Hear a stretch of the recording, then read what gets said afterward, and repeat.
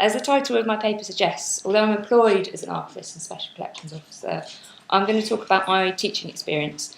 And this has really come to dominate my role over recent years. Having started in 2009 with just one teaching session, this last academic year just gone, I did 56 of various sorts, and with 750 contact hours for those of you who kind of know how we calculate that. There's a slight irony to this, I think, that as a Tender New History graduate, I'll happily admit that one of the things that led me to a career in archives was that I really didn't want to be a teacher. It's now one of the most enjoyable and rewarding things I do, but thank goodness, you might say, with that many teaching sessions in a year. Before I move on, although I'm going to focus on research that we've done in relation to working with Falmouth students, I also teach Exeter students, and we are campus for both institutions, and the library and archives work very much across both universities there. Nobody gets travel sick, do they? I was in Prezi. I promise not that it doesn't go too fast. So my paper is going to revisit a previous presentation I gave at the ICA SUV conference in Alberta in 2011.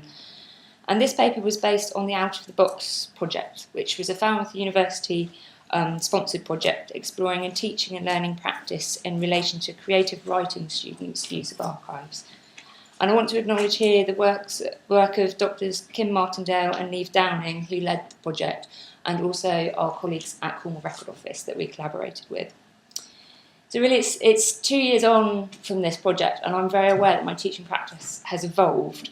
So I'm going to revisit the learning outcomes from Out of the Box, and specifically in light of having completed my PGCHE this year. So the PGCHE is very much like the postgraduate certificate in education, but it's HE specific. It's accredited by the Higher Education Academy, and the course that I've done is actually run by Falmouth University.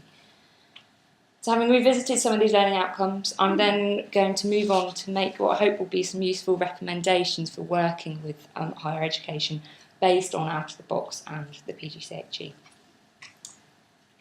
So, Out of the Box. This was a fairly small £5,000 grant which paid for a 6-month project. It basically involved running sessions with second-year undergraduate creative writing students.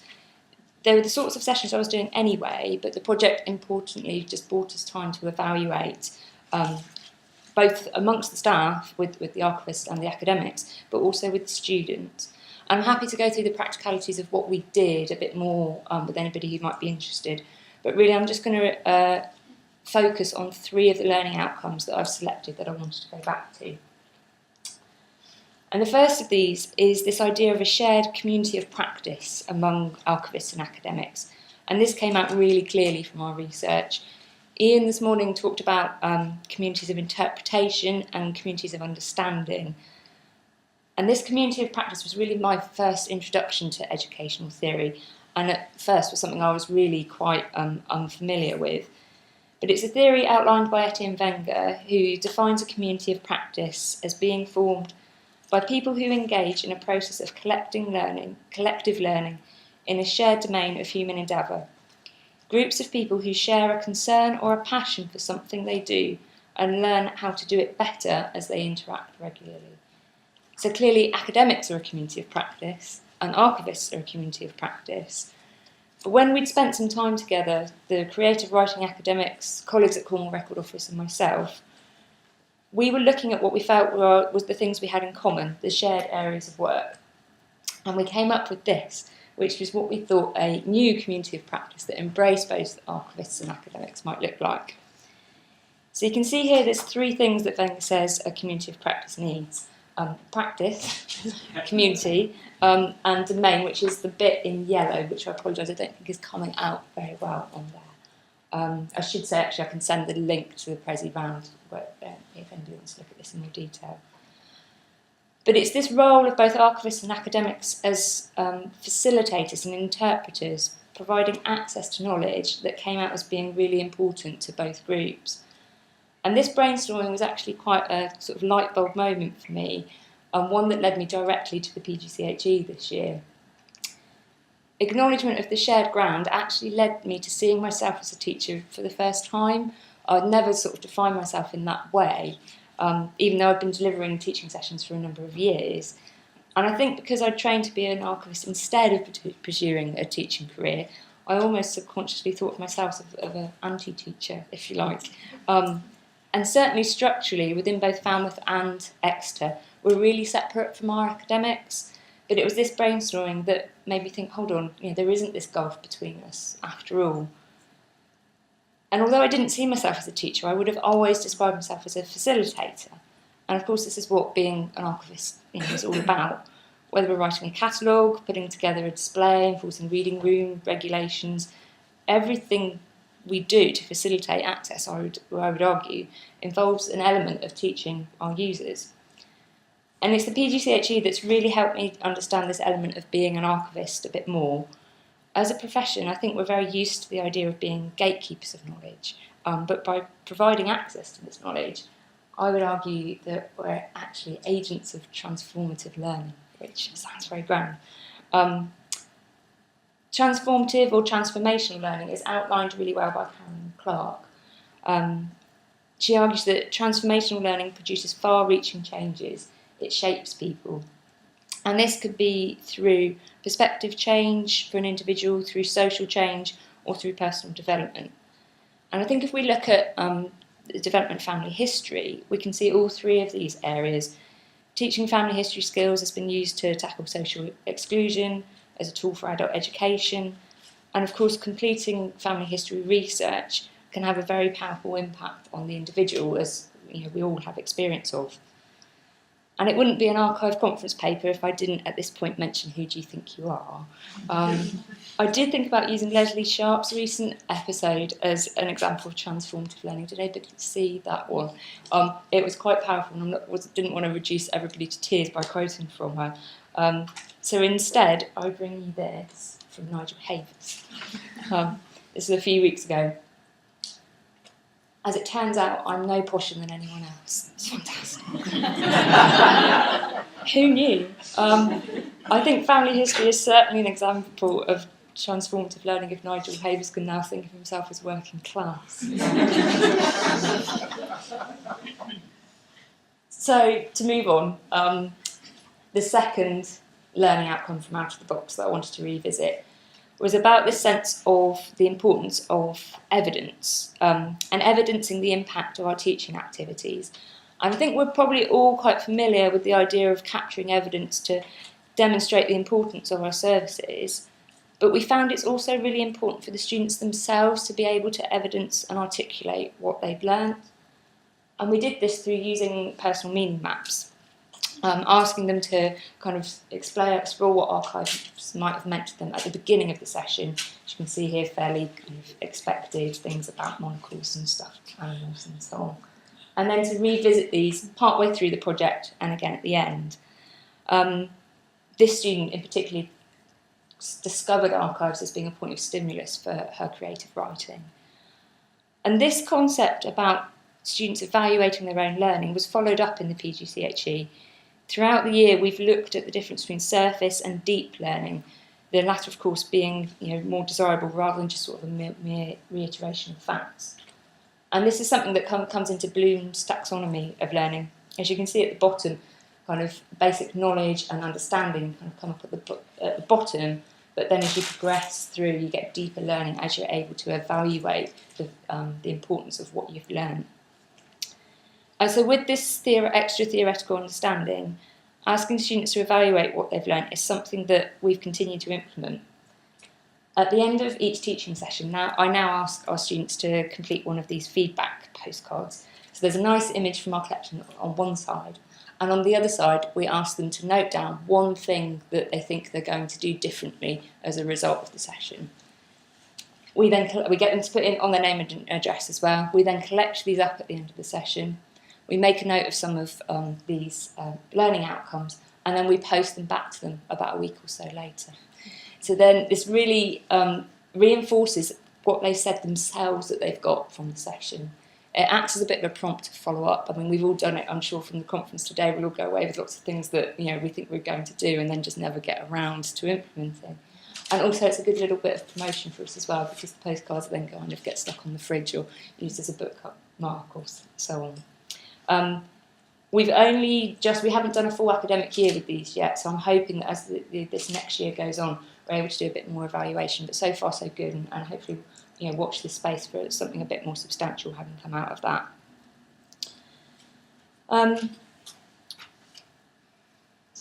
So moving on to the third point that came out from out of the box is this. I struggle with how to kind of articulate this, but it's about what I feel is the need to reject the guest star or the guest speaker approach. Most of my teaching sessions are as one-offs. I rarely get to see the group more than once, and prior to this project, I thought that was actually a real strength, in that I'm sort of brought in as a guest speaker. It's something out of the normal timetable, something a little bit different. But this project, I really changed my perspective on this, and I think there's two problems with the guest speaker approach.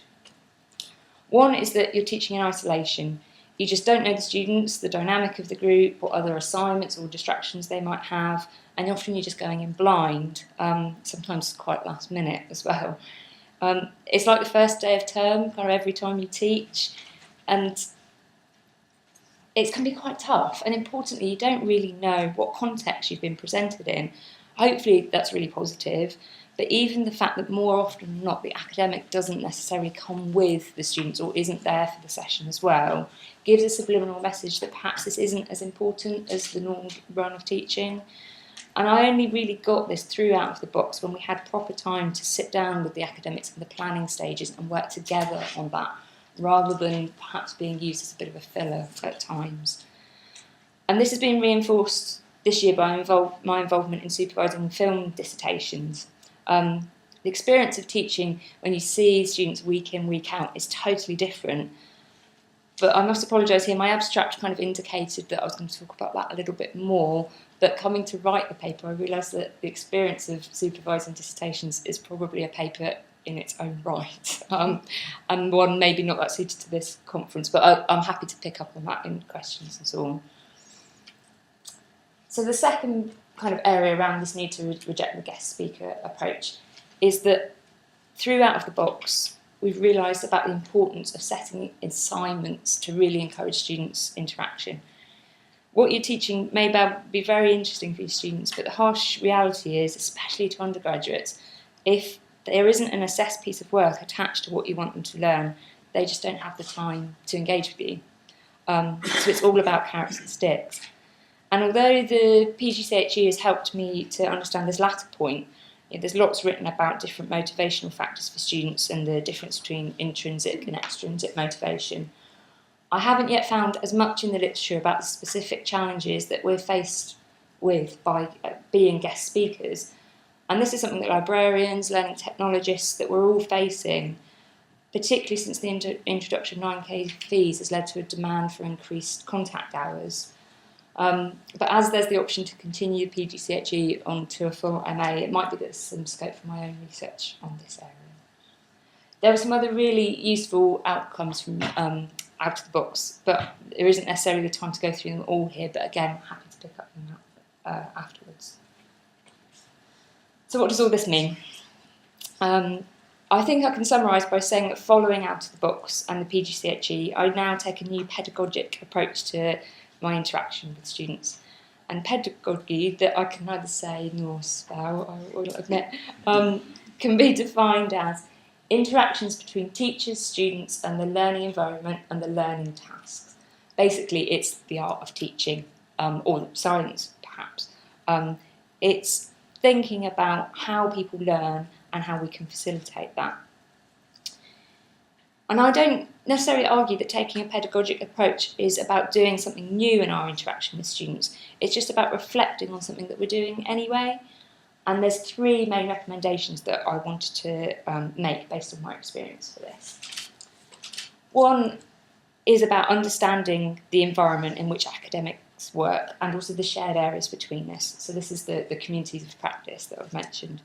And I really think this is really important. I've learnt a lot with working with both Falmouth and Exeter. The difference between the two institutions is huge. And understanding the terminology, the schedules, the structures is really the key to having kind of positive communication with the academics.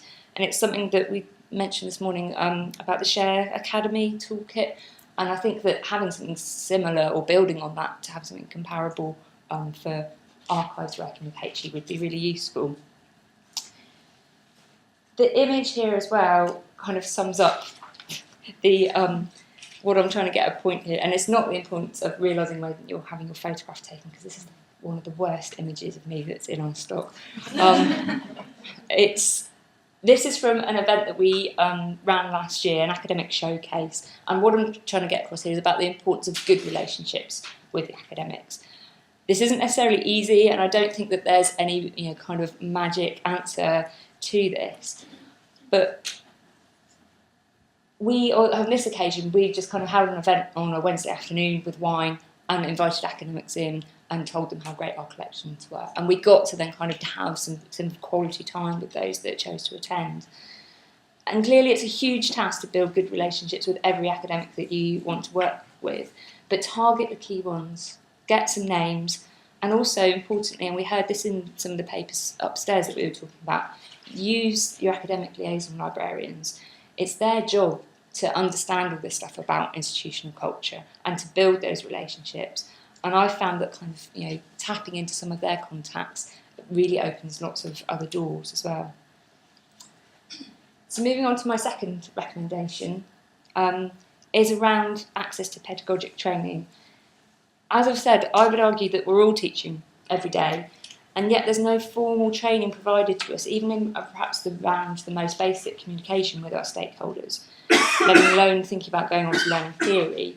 And the content of the professional qualifications is much debated, I know, but it is something I do feel strongly should be included to prepare us for this role as facilitators. But without inclusion in the MA, and aware that not everybody will have the opportunity I've had to complete a PGCHE as CPD, I can thoroughly recommend peer observation as a method of learning about pedagogy. Much of what I've learnt through my PGCHE has been through reflecting on my own and other people's teaching practice and on giving and receiving feedback from other people's sessions. And it might be that contacts can be made today to set up opportunities to observe other people's teaching, and certainly I'd be very happy to explore that with anybody who's within easy reach of Falmouth, but I realise that as the most westerly archivist in the country, that's perhaps not that practical. For those who do want to engage with the theory, there's some great resources out there, and that's probably, again, a whole other paper, but a really good place to start is with the Higher Education Academy. And so my last recommendation is this, and they say that in 1 hour's teaching, you will learn 3 things. So by that rule, there should be just one thing that you take away from my paper. And I hope if it is just one thing, it's this. The key to my new approach with students is to focus on students' learning, not my teaching. And that sounds almost too simple, because when you think about it, you think, well, aren't they the same things? But it's really to focus on what it is that students can practically take away from my session, rather than what it is I feel I need to teach them. And it's been quite a transformation for me. It's totally turned my approach upside down. I've stripped an awful lot of content out of my sessions, and initially I was terrified by that. But you know what, it's okay. It's almost kind of as if all the knowledge and all the things I felt they had to know about the data that the collection came in and how many boxes there were and all that sort of thing, it was just getting in the way. And by stripping all that out, it's not dumbed down my teaching, and by focusing on just 2 or 3 key messages, it's not even really that less is more, it's just that I'm making it easier for the students to interact by removing some of these barriers to learning. So to conclude, I think perhaps it's not necessarily about archivist or teacher, because I'd certainly now class myself as both, but perhaps instead, it's about archivist or learning facilitator or agent of transformational learning. But if you can think of a less jargon-heavy way to put that, please do let me know. I'm going to leave you with my contact details, but also this quote. Teaching is one of the most delightful and exciting of all human activities when it's done well. what happens when it doesn't go quite so well, I will perhaps leave for the coffee break. Thank you.